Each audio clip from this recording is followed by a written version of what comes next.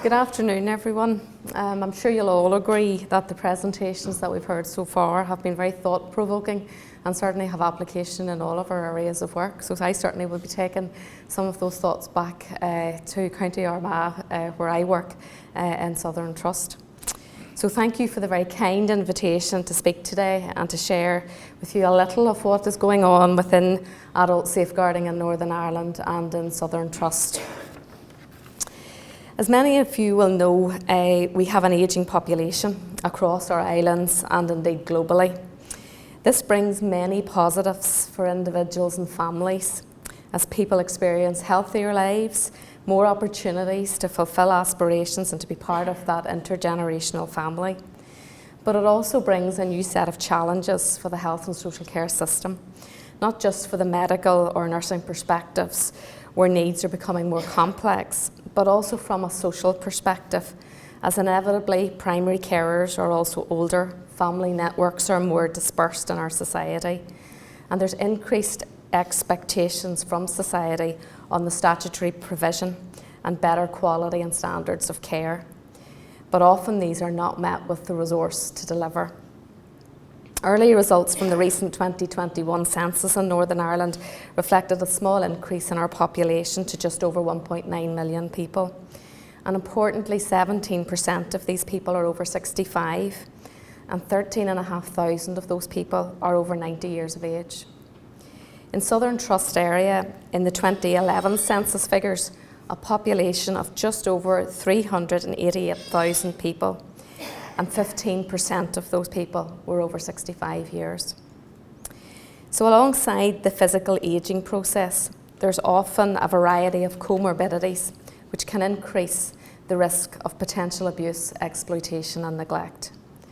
For example, as people get older, they may become less active and therefore are at risk of becoming more isolated.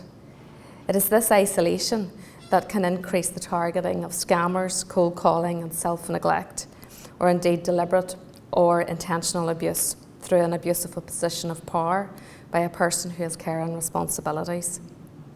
How ironic is it that the mechanisms that we provide practical support or assistance, such as domiciliary care or handrails or key safes at the door, can alert those who would want to harm the vulnerable occupants.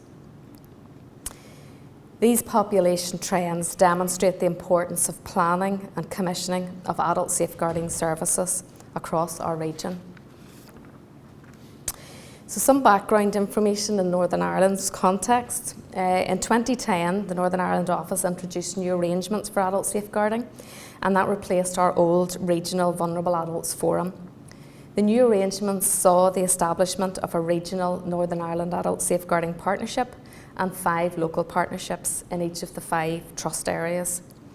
Essentially, the NIASP was responsible for adult safeguarding regionally and had a strategic plan to deliver on prevention, protection, policy and procedures, communication and user engagement.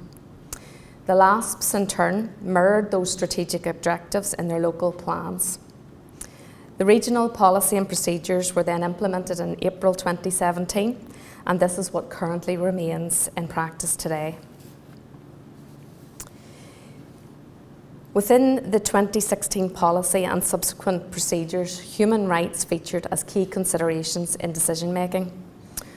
One of the underpinning principles is rights-based approach, promoting and respecting an adult's right to be safe and secure, to be free from harm and coercion, to equality of treatment, to the protection of law and privacy, to confidentiality and freedom from discrimination.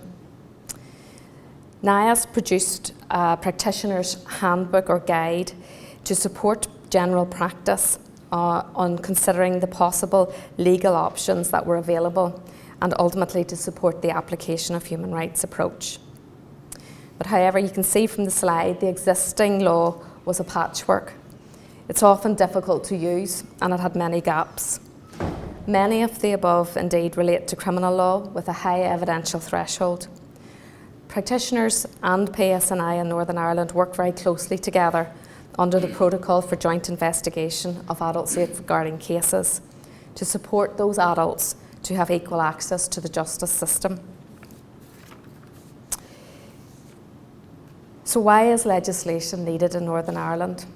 Some would say that we have sufficient legislation and all of the above, albeit that it's not all in one place.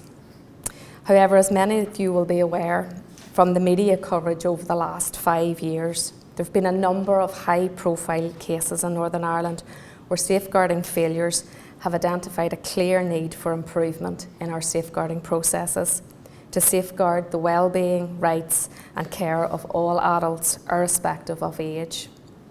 Within both these settings, there were clear system failures to safeguard vulnerable older people, adults with dementia, adults with learning disability and adults with mental health issues. Mr Dornan, who is leading the public inquiry into Muckamore, referred to the terms of reference and he said, critically the public inquiry will examine what happened, how it happened and what can be done to prevent it happening again.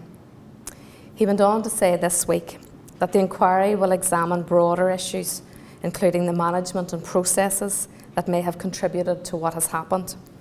It will look beyond the conduct of individuals and may wish to address questions such as, was there a culture within the hospital that enabled abuse to go unchallenged? No doubt within Northern Ireland and in a broader field, there will be significant learning for the wider multi-agency and multidisciplinary system from this work. So with that very public backdrop, there's a number of key reviews that have also been undertaken and reports made available to the public. The Older People's Commissioner in Northern Ireland has been calling for legislation to protect older people from as early as 2014. Some professional bodies such as BASWA have also been calling for this for many years. But the turning point perhaps was the Home Truths report completed by the Older People's Commissioner into the care of residents in Dunmurry Manor. There was a series of 8 recommendations relating to adult safeguarding and human rights. The themes of these recommendations were repeated and extended in the CPEA review and again in the learning from leadership and governance in Muckamore Abbey Hospital. This set alongside that broader regional context of new legislation for mental capacity and for domestic abuse, coercive control and human trafficking have escalated the need for the introduction of new, robust legislation. So CPEA said adult safeguarding in Northern Ireland has diminishing persuasive power because its practice has strayed too far from the policy intentions of 2015 and from residents' human rights. They said family voices were repeatedly not heard.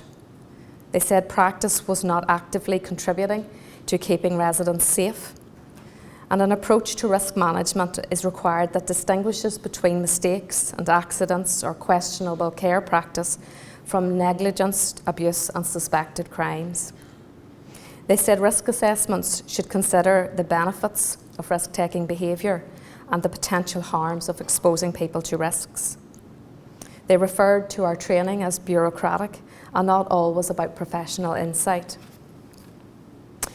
They said care home providers have little influence in safeguarding practice or its follow-up and yet are expected to conform to procedures, processes and practices. CPEA stated that it appeared that safeguarding practice with care home residents is founded on doing things right rather than doing the right thing. That is, the procedures typically prevail over the residents' best interests, as practice was premised on the conviction that people must be kept safe at all costs. It was hard reading as a professional in the practice. CPEA said that there was a critical need for decisive action to protect residents from actual and possible harm and neglect. They said in order to create the environment for change that action for leaders for all levels of the organisation should support a strong commitment to people's human rights and freedoms. They needed the use of readily understandable language, the development of all training with a human rights-based framework, and modelling behaviour which is true to human rights, and in doing so, that will sustain people's dignity and rights within their humanity.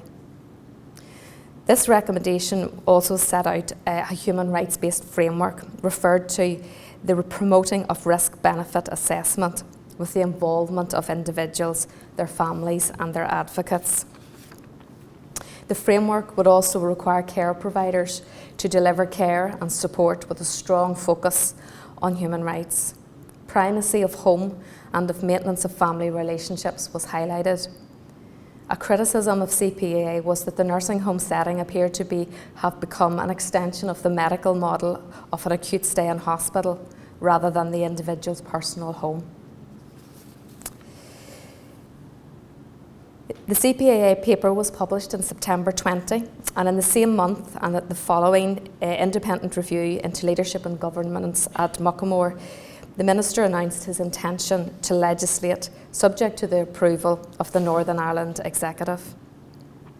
The Adult Protection Bill would introduce additional protections to strengthen and underpin adult protection process and would bring Northern Ireland into line with other parts of the UK where such legislation already exists. The establishment of the Departmental Adult Safeguarding Transformation Board was the beginning of that work. NIASP was formally stood down in September 2020 and then replaced by an interim Adult Protection Board in 2021. The local LASPs continue to work in parallel with the understanding of recognition of the need for a clearer focus on protection and keeping people safe.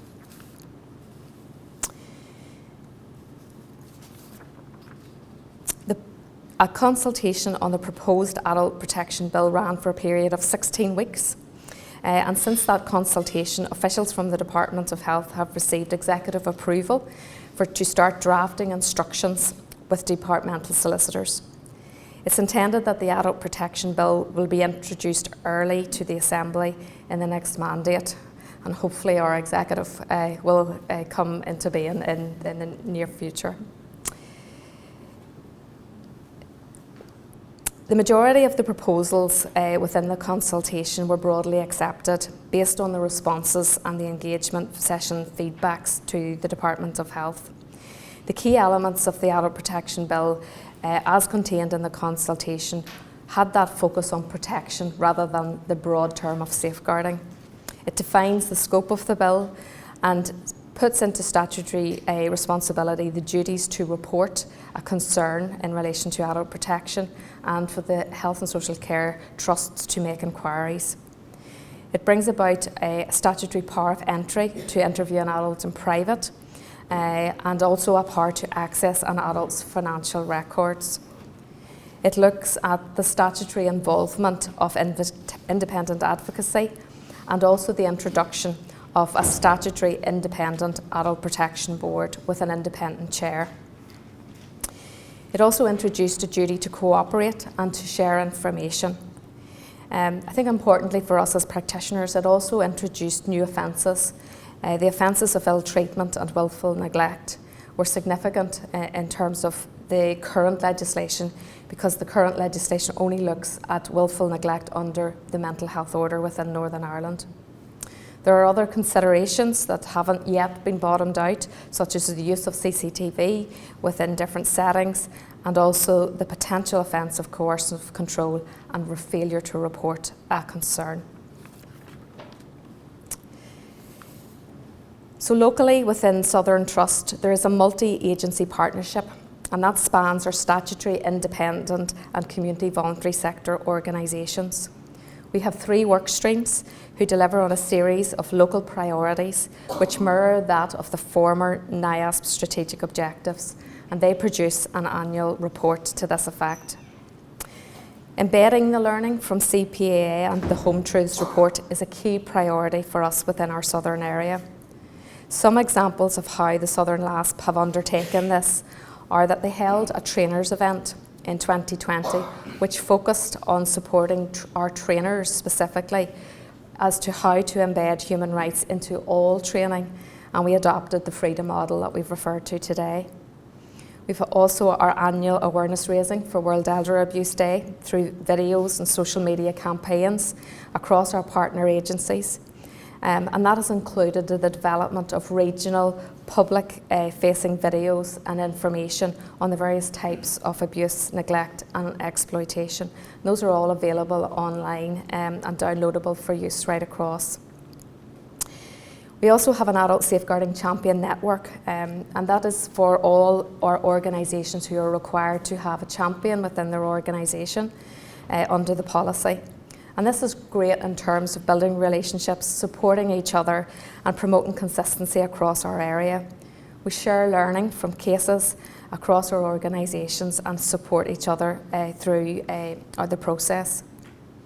Within our Southern Trust, we have engaged more recently on a quality improvement initiative about doing adult protection differently, the focus of which is about reducing the bureaucracy, having a trauma-informed approach with service user-led safety planning being our primary focus, and also about looking at forward-looking accountability rather than looking retrospectively as a blame approach as what adult safeguarding investigations typically could have been. The evaluation of this pilot is underway and it will be shared with the Interim Adult Protection Board in Northern Ireland in due course as an option for further rollout as we embed the new legislation going forward within the region. Thank you very much.